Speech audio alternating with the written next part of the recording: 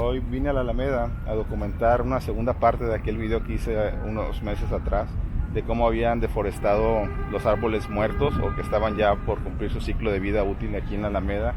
Y pues es grato ver que después de tanto tiempo regresaron a cumplir el ciclo de sembrar árboles nuevos, a crear un nuevo diseño aquí en la Alameda.